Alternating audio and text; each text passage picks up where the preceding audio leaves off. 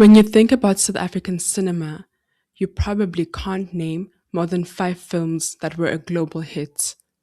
Meanwhile, you can probably list Korean thrillers, French dramas, or Japanese anime without hesitation. So here's the real question. How does an industry that contributes billions of rand to the South African economy each year still struggle to make a real mark on the global box office? Is it lack of talent? Or is the problem far more complicated than we think?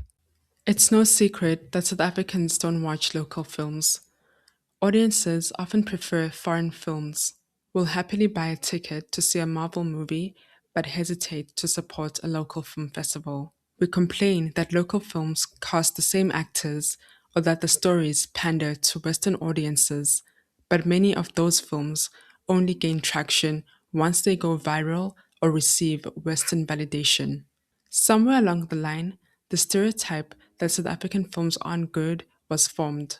They are seen as underdeveloped, niche, something you'd watch at a small arts festival, not something you choose on a Friday night. Now, to be fair, some of the criticism isn't completely baseless. There are films with uneven scripts, low budgets, and productions that feel rushed. But here's the part we rarely interrogate. These flaws aren't proof South Africans lack creativity or competency. They are symptoms of limited funding, fragile infrastructure, inconsistent supports, and an industry that was never structurally built to compete on a global scale. If we move past the stereotype for a second, a different picture starts to form.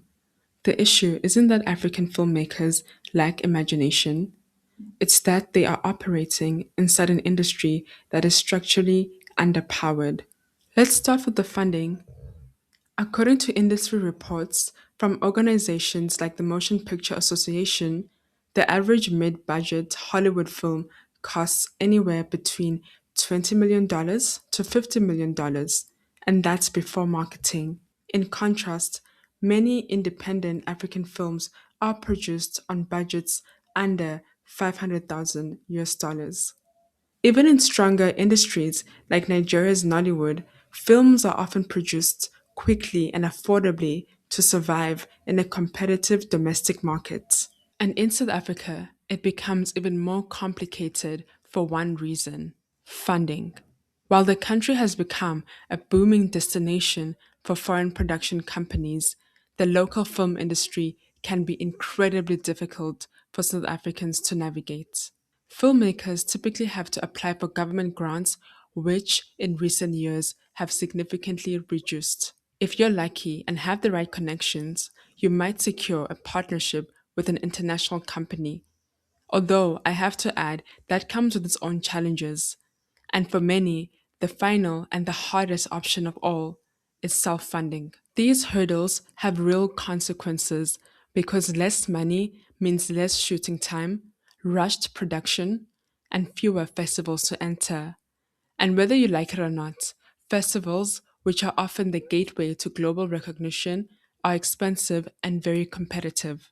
Then there's a cultural layer, because unlike countries like South Korea and the US, film is not seen as a core economic driver. It's considered an option for the wealthy, a side passion, and certainly not a real career. Creative industries don't thrive on talent alone. They need government backing, policy supports, funding systems, training institutions, and a long term strategy. So, without those things, there's no industry for us to export. Now that we know talent, imagination, and skills aren't the problem, we can start looking for real solutions. Great films don't grow in isolation, they grow in environments that support them.